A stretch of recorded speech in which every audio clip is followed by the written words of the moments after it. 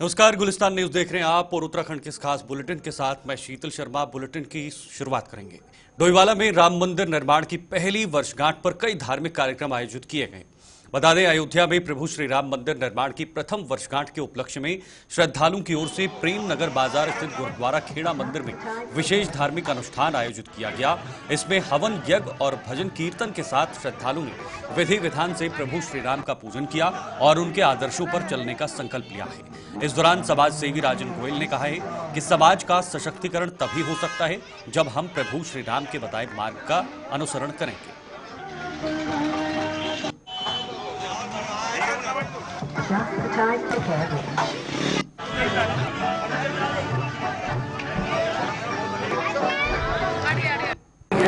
एक वर्ष पूर्व आज की तिथि के दिन जो है राम जन्मभूमि में जो है आ गया पूरे देश के अंदर बहुत ज़्यादा हर्षोल्लास का दिन था। उसी कड़ी में जो है एक साल के बाद आज जो है हमारे द्वारा यहाँ पे एक छोटा सा आयोजन रखा गया प्रसाद वितरण का। जैसा कि आप सब लोग जानते हैं कि भगवान राम हमारे पूरे समाज के, हिंदू समाज के जो है एक आदर्श रहे। सतयुग से लेकर आज तक जो है उनका आदर्श जो है हम लोग मानते आए हैं। तो उसी कड़ी में जो है आज जो है एक वर्ष हो चुका है। आज की तिथि के दिन जो है राम जन्मभूमि की स्थापना हुई थी और उसी में ये कार्यक्रम स्थापित किया गया। कि राम जन्मभूमि और राम मंदिर की जो स्थापना हुई उसका जो इतिहास है वो सब लोग जानते हैं कि वो कितनी संघर्षों के बाद जो है हमें राम जन्मभूमि मिली है। ये एक खुशी और थोड़ा सा अफसोस भी होता था कि हमारे राष्ट्र के अंदर जहाँ हिंदू मान्यता के अंदर भगवान राम जो है सतयुग से लेकर अब तक पूजते आए हैं, उनके मंदिर के लिए हमें बहुत शहादत देनी पड़ी और उसके बाद कई साल की न्याय प्रक्रिया के अंदर जाके जो है हम लोगों को मंदिर मिला। इसके लिए जो हम नरेंद्र मोदी, प्रधानमंत्री नरेंद्र मोदी, भारतीय जनता पार्टी की सरकार का बहुत हृदय से हिंदू हृदय सब धन्यवाद करता है उनका कि आज जो है हमें आज अयोध्या में जो है भगवान राम अपनी जगह पर स्थापित हुए और हमें उनको पूरा करने के। तो वही मुख्यमंत्री पुष्कर सिंह धामी ने केंद्रीय गृह मंत्री की अध्यक्षता में आयोजित मादक पदार्थों की तस्करी और राष्ट्रीय सुरक्षा विषय पर आयोजित क्षेत्रीय सम्मेलन में वर्चुअल प्रतिभाग किया है। मुख्यमंत्री ने उत्तराखंड में मादक पदार्थों की रोकथाम के संबंध में की गई प्रवर्तन कार्रवाई, विशेष अभियानों और लक्ष्यों की जानकारी दी है। उन्होंने कहा कि 2025 तक ड्रग्स फ्री उत्तराखंड के अपने संकल्प पर हम तेजी से आगे बढ़ रहे हैं और 2047 तक विकसित भारत और नशा मुक्त भारत बनाने में सहयोग करने के लिए राज्य में अनेक स्तर पर विविध प्रयास किए जा रहे हैं। उन्होंने कहा कि मादक तस्करी और राष्ट्रीय सुरक्षा दोनों विषय आपस में जुड़े हुए हैं। युवा का नशे की ओर जाना न केवल राष्ट्रीय सुरक्षा बल्कि सामाजिक विघटन का भी कारण बन सकता है। इसी को देखते हुए राज्य में संस्थागत, प्रवर्तन और जागरूकता तीनों स्तर पर प्रयास किए जा रहे हैं। तो आपने देखा, केंद्रीय गृह मंत्री के साथ वर्चुअली हिस्सा जो है वो सीएम धामी ने लिया है। बहुत महत्वपूर्ण ये बैठक है। फिलहाल इस वक्त हमारे साथ हमारे सहयोगी फोन लाइन पर धनराज जुड़े हुए हैं। धनराज, उत्तराखंड को नशा मुक्त बनाने के लिए या जो तस्करी होती है उसको मुक्त बनाने के लिए किस तरह के कदम उठाए जा रहे हैं और ये जो बैठक हुई है वर्चुअली मोड पर, इसका आउटकम निकल कर क्या आया है? जी बिल्कुल, देखिए जिस तरीके से देखा जाए कि मुख्यमंत्री पुष्कर सिंह धामी का एक लक्ष्य है कि 2025 तक उत्तराखंड को नशा मुक्त बनाना है और उसको लेकर लगातार जो अभियान है वो मुख्यमंत्री पुष्कर सिंह धामी की तरफ से चलाया जा रहा है और तमाम अधिकारियों को भी इसके निर्देश दिए गए हैं कि उत्तराखंड के अंदर किसी भी तरह की नशा तस्करी ना हो। उसको रोकथाम के लिए तमाम तरह के जो भी उपाय किए जा सकते हैं वो किए जाए, चाहे वो तस्करों को पकड़ने का काम हो या फिर कहा जाए कि अभियान, जागरूकता अभियान चलाने की बात हो। क्योंकि आप देखिएगा कि एक बैठक कहीं ना कहीं वर्चुअली मुख्यमंत्री पुष्कर सिंह धामी की जो है वो गृह मंत्री के साथ हुई है और उनको भी कहीं ना कहीं ये लक्ष्य का जो पूरा लक्ष्य मुख्यमंत्री पुष्कर सिंह धामी ने रखा है वो पूरा गृह मंत्री को भी बताया है कि किस तरीके से वो उत्तराखंड को नशा मुक्त 2025 तक करेंगे और इसके साथ ही 2047 तक कहीं ना कहीं भारत को विकसित देश बनाने के लिए भी कहीं ना कहीं प्रयास किए जा रहे हैं। वो भी मुख्यमंत्री पुष्कर सिंह धामी ने गृह मंत्री को बताया है कि किस तरीके से वो पूरे देश को विकसित बनाने के लिए किस तरीके से सहयोग करेंगे। और लगातार हम भी देखते हैं कि जिस तरीके से मुख्यमंत्री पुष्कर सिंह धामी के निर्देशों पर जो नशा तस्कर हैं या कहा जाए नशा करने वाले हैं, ऐसे लोगों को पुलिस लगातार पकड़ती है, क्योंकि डीजीपी के द्वारा भी कहीं ना कहीं सभी जिलों के जो एसएसपी हैं सभी को निर्देशित भी किया गया है कि इस तरह की तस्करी ना हो और यदि किसी के क्षेत्र में तस्करी होती हुई पाई जाती है और दूसरी टीम उसको गिरफ्तार करती है तो कहीं ना कहीं उन थाना अध्यक्षों पर भी गाज गिरने की बात डीजीपी के द्वारा की गई है। यानी कि कहा जा सकता है कि नशा मुक्त करने के लिए तमाम जो उपाय हो सकते हैं वो पुलिस के द्वारा भी किए जा रहे हैं और इसके साथ ही मुख्यमंत्री पुष्कर सिंह धामी के द्वारा भी किए जा रहे हैं। क्योंकि समय समय पर हम भी देखते हैं कि मुख्यमंत्री पुष्कर सिंह धामी कहीं ना कहीं अधिकारियों की बैठक लेते हैं और अधिकारियों को निर्देश देते हैं कि पूरे जो उत्तराखंड के अंदर, क्योंकि हम देखते हैं कि अन्य राज्यों से भी कहीं ना कहीं उत्तराखंड के अंदर लगातार तस्करी होती है और ऐसी तस्करियों पर रोक लगाने के लिए बॉर्डर पर भी तमाम चेकिंग अभियान चलाया जाता है और तमाम जो पुलिसकर्मी हैं उनको भी निर्देशित किया जाता है कि किसी भी तरह की नशा तस्करी उत्तराखंड के अंदर ना हो। बिल्कुल, देखिए उत्तराखंड देवभूमि है जहां पर चारधाम यात्रा होती है, भारी मात्रा में पर्यटक पहुंचते हैं। जाहिर सी बात है, देवभूमि यानी शुभ भूमि, जहां पर देवी देवताओं का वास हो, वहां पर अगर इस तरह की गतिविधियां होंगी, जो असामाजिक गतिविधियां हैं, उसकी रोकथाम के लिए सरकार के अपने स्तर पर क्या प्रयास है, खासतौर पर राज्य सरकार के, और उत्तराखंड केंद्र सरकार जो है उसकी कितनी निगरानी है उत्तराखंड पर? जी बिल्कुल, देखिए जिस तरीके से देखा जाए उत्तराखंड को एक देवभूमि कहा जाता है। देवभूमि के साथ साथ पर्यटन नगरी भी उत्तराखंड को कहा जाता है और आप देखते होंगे कि लगातार जो पर्यटक हैं वो उत्तराखंड आते हैं और ऐसे में अगर पर्यटकों के पास ये संदेश जाए कि उत्तराखंड के अंदर नशा बिकता है या नशा करते हैं तो कहीं ना कहीं ये संदेश गलत होगा और इसको रोकने के लिए कहीं ना कहीं मुख्यमंत्री पुष्कर सिंह धामी लगातार प्रयास भी कर रहे हैं। क्योंकि आप देखते होंगे कि दिन प्रतिदिन कहीं ना कहीं नशा तस्करों को गिरफ्तार कर पुलिस जेल भी भेजती है और उनके खिलाफ कार्रवाई भी करती है और कई जगह पर छापामारी भी कहीं ना कहीं पुलिस के द्वारा की जाती है और इसी तरीके से कहीं ना कहीं मुख्यमंत्री पुष्कर सिंह धामी की तरफ से कई अभियान भी चलाए जाते हैं, चाहे वो जागरूकता अभियान हो या फिर नशा तस्करों के खिलाफ अभियान हो। तमाम तरह के इस तरह के अभियान कहीं ना कहीं उत्तराखंड के अंदर चलाए जाते हैं ताकि उत्तराखंड के अंदर नशा जो है वो खत्म हो सके। और लगातार देखिएगा कि जो लक्ष्य मुख्यमंत्री पुष्कर सिंह धामी ने रखा है कि 2025 तक कहीं ना कहीं उत्तराखंड को नशा मुक्त कर दिया जाएगा, तो लगता है कि जो प्रयास मुख्यमंत्री पुष्कर सिंह धामी का है वो आगे बढ़ता हुआ नजर आ रहा है। तमाम पुलिस प्रशासन भी कहीं ना कहीं इस पर कार्रवाई करती हुई नजर आ रही है और पुलिस प्रशासन के साथ साथ कहीं ना कहीं जिलाधिकारियों को भी इसकी जिम्मेदारी दी गई है क्योंकि जागरूकता अभियान एक पूरे प्रदेश के अंदर चलाया जाता है। जिलाधिकारियों के माध्यम से या प्रशासन के माध्यम से कहा जा सकता है कि प्रशासन के माध्यम से लगातार जो विज्ञापन है या फिर नुक्कड़ नाटक है, इस तरह के प्रोग्राम करके कहीं ना कहीं युवाओं को जागरूक करने का काम किया जाता है और वहीं पुलिस प्रशासन के द्वारा भी स्कूल, ठीक है। लेकिन धनराज, एक आखिरी छोटा सा सवाल मेरा रहेगा, अब जो नशा तस्करी है या जो नशा है, युवा जो इस तरफ ज्यादा बढ़ रहे हैं, रुझान हो रहा है, क्या ये सिर्फ और सिर्फ सरकारों की जिम्मेदारी है या फिर एक सामाजिक जिम्मेदारी भी बनती है जिसके लिए समाज को भी आगे आना चाहिए और इस जिम्मेदारी को अपने कंधों पर उठाना चाहिए? जी बिल्कुल, देखिए आपने सही कहा है कि एक जिम्मेदारी की बात है। ये जिम्मेदारी सिर्फ सरकार की ही नहीं है, ना ही प्रशासन की है। ये जिम्मेदारी यानी कहा जा सकता है कि आप और हम और यह पूरी जनता कहीं ना कहीं सभी की जिम्मेदारी बनती है कि इस नशे तस्करी पर कहीं ना कहीं रोक लगाने के लिए प्रयास किए जाएं। और क्योंकि लगातार जो युवा पीढ़ी है वो कहीं ना कहीं नशे के कारोबार में घुसती हुई नजर आती है, क्योंकि जो नशा तस्कर होते हैं वो कहीं ना कहीं स्कूल कॉलेज के जो छात्र छात्राएं होते हैं छोटे, उनको अपना शिकार बनाते हैं, उनको कम कीमत में लाकर नशा और महंगी कीमत में उनको बेचते हैं। तो कहीं ना कहीं अपने लाभ के लिए वो इस तरीके से युवाओं को नशे में धकेलते हुए नजर आते हैं। तो ये जिम्मेदारी कहीं ना कहीं पूरे समाज की है, पूरे जो पूरा समाज है उसको भी कहीं ना कहीं इसके लिए आगे आना होगा, ऐसे नशा तस्करों पर कड़ी कार्रवाई की जाए, करवानी होगी। क्योंकि यदि जनता इस तरीके से कहीं ना कहीं पुलिस को शिकायत करेगी कि कहां पर नशा तस्करी हो रही है, कौन नशा तस्करी कर रहा है, तो कहीं ना कहीं उस पर पुलिस भी कहीं ना कहीं कार्रवाई करने के लिए बाध्य होगी। बहुत बहुत शुक्रिया आपका धनराज, हमारे से जुड़ने के लिए और इस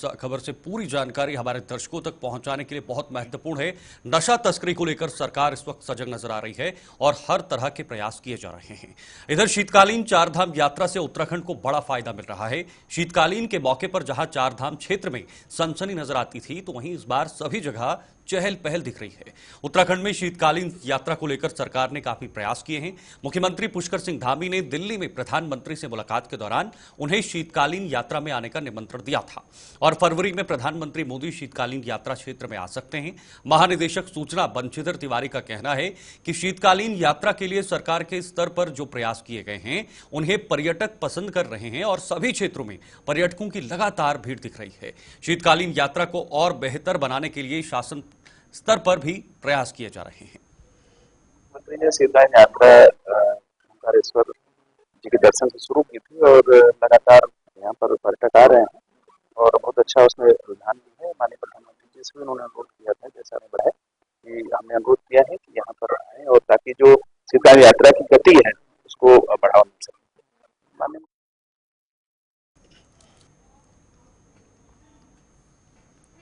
आगे बढ़ेंगे। मुख्यमंत्री पुष्कर सिंह धामी ने कर्णप्रयाग चमोली में नगर निकाय चुनाव में कर्णप्रयाग और गौचर के बीजेपी प्रत्याशियों के पक्ष में आयोजित रैली एवं जनसभा में प्रतिभाग किया है।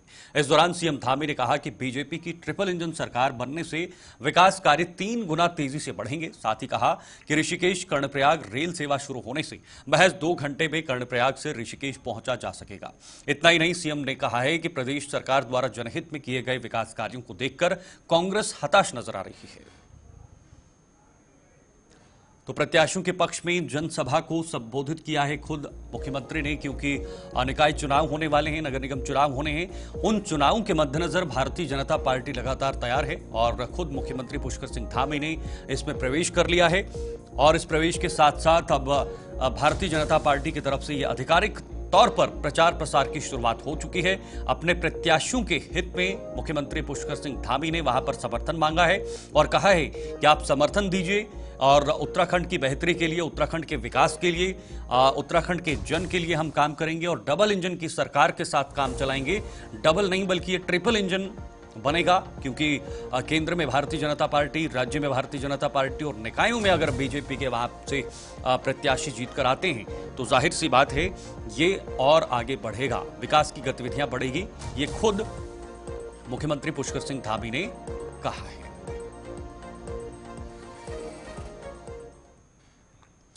इधर हल्द्वानी में शनिवार को मिनी स्टेडियम में सीडीओ अशोक पांडे ने 28 जनवरी से 14 फरवरी तक होने वाले 38वें राष्ट्रीय खेलों की तैयारियों को लेकर बैठक ली है। राष्ट्रीय खेलों में विभिन्न राज्यों से लगभग 2000 खिलाड़ी और डेलीगेट्स के आने की संभावना है। सीडीओ ने खेल विभाग को इवेंट कंपनी के साथ बेहतर समन्वय बनाते हुए कार्य में तेजी लाने के निर्देश दिए हैं। बैठक में सीडीओ ने वेन्यू कार्यों के लिए नियुक्त इवेंट कंपनी और अधिकारियों से अब तक की गई तैयारियों की जानकारी ली है।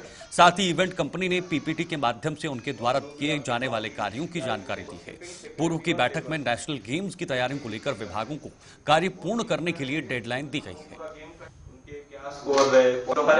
तो अभी यहाँ पे इन्वेस्ट होंगे जो directly government grant hotel LLP, तो हम उनको फंक्शनल एरिया और संबंधित चार्टर। राष्ट्रीय खेलों की आज ये समीक्षा बैठक थी जिसमें हमारे इवेंट मैनेजर ने अपनी कार्य योजना प्रस्तुत की है। उनको ये निर्देश दिया गया है कि सभी जगह आप विजिट कर ले जहाँ जहाँ इवेंट्स हो रहे हैं और उसके बाद 18 तारीख को उसका एक 3D मैप उनके द्वारा प्रस्तुत किया जाएगा। इसके अलावा विभागों की समीक्षा की गई कि विभागों को जो निर्देश दिए गए थे उसमें क्या क्या चीजें हो गई, क्या अभी बाकी है। तो कई जगह काम पूरा हो गया, कई जगह कार्य गतिमान है, तो सभी को निर्देशित किया गया है कि काम समय से पूर्ण कर लिया जाए। जिस दिन मसाल चित्र में इस तरह की व्यवस्थाएं ना हो, खेल विभाग का अनुभव दिख नहीं रहा है और इतना बड़ा इवेंट है, इसके लिए लगातार हम लोग समन्वय के साथ सभी विभाग बैठ रहे हैं और कोशिश कर रहे हैं कि जो भी कमियां आई उससे हम सीख लें और आगे इस तरह की कमियां ना आए। और संबंधित चार्टर और जो भी आपके ट्रॉफी या इन्विटेशन, कीपिंग, सिक्योरिटी और लेबर स्टाफ, तो ये मिलके करते हैं, तो वो सिंक में रहेंगे, वो पूरा गेम।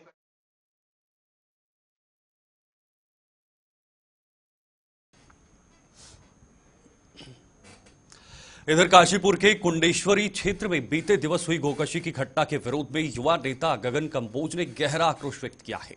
उन्होंने कोतवाली में धरने पर बैठकर कहा कि दोषियों को तत्काल गिरफ्तार किया जाए वरना आंदोलन किया जाएगा।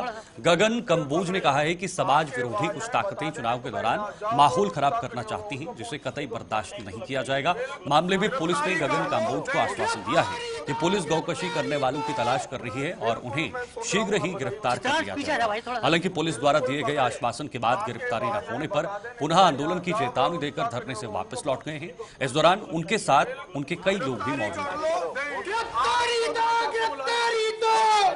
बिल्कुल मैं सुन रहा हूँ, अब बताइए। चित्रांश पीछे आ भाई थोड़ा सा। बिल्कुल पकड़े, आके आ जाए, बता दें, नहीं तो बैठे यहाँ जब तक नहीं होगा उनको फोन। शाम की घटना है, एक गौवंश की हत्या हुई है, प्रशासन ने उसमें संज्ञान लेकर मुकदमा दर्ज किया है, लेकिन अभी तक मेरे को लगता है 24 घंटे लगभग हो गए और अभी तक गिरफ्तारी उस गौ हत्यारे की नहीं हुई है। उसकी एवज में यहाँ पहुंचा था मैं, अभी कोतवाल महोदय यहाँ है नहीं, उनसे फोन पर वार्ता हुई और उन्होंने कहा है कि मैं 24 घंटे के अंदर अंदर गिरफ्तारी कर लूंगा और मुझे पूर्ण विश्वास और आशा है कि ऐसे गौवंश के हत्यारे की जो भी हत्यारा है 24 घंटे के अंदर अंदर उसकी गिरफ्तारी कर उसको सलाखों के पीछे भेजने का काम काशीपुर पुलिस करेगी। अगर 24 घंटे के अंदर अंदर अगर गिरफ्तारी नहीं होती है तो गगन कंबोज इसी काशीपुर कोतवाली में अनिश्चित काल के लिए धरने पर बैठेगा और मैं ही नहीं बैठूंगा, काशीपुर का संपूर्ण सनातनी समाज गौ हत्या बर्दाश्त नहीं करेगा इस काशीपुर के अंदर। बात करें कांग्रेस जो है गिरफ्तारी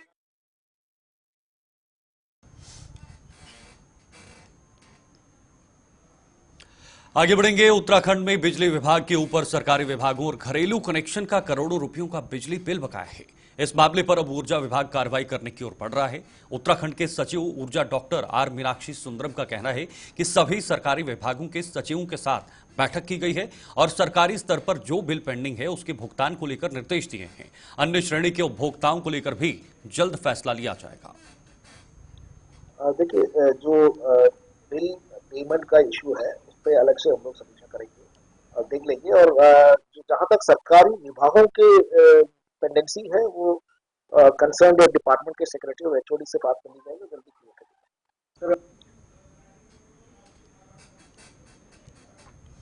तो देखिए, घरेलू कनेक्शन का ये पूरा मामला जहां पर अब ऊर्जा विभाग जो है वो कार्रवाई ले सकता है। इस पर करोड़ों बिजली बिल बकाया ये होने का मामला है। फिलहाल ये आपके सामने इस वक्त ग्राफिक्स हैं।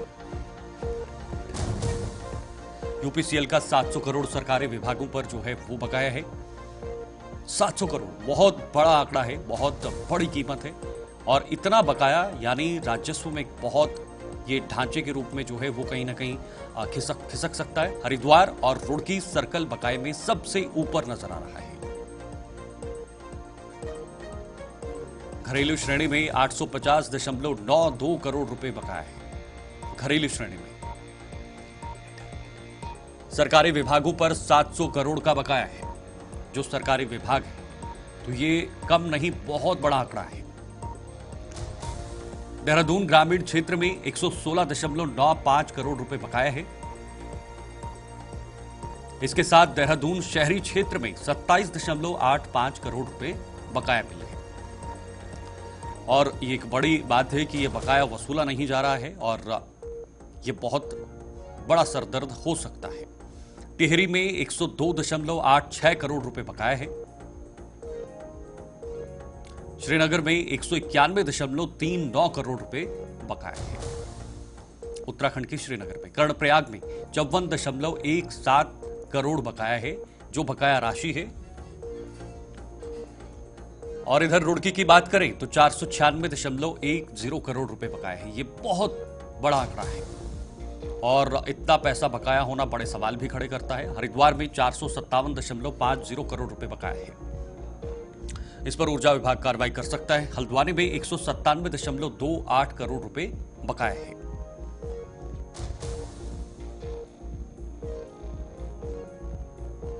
तो देखिए, अलग अलग जगहों का जो ये डेटा है ये हम आपको बता रहे हैं और इस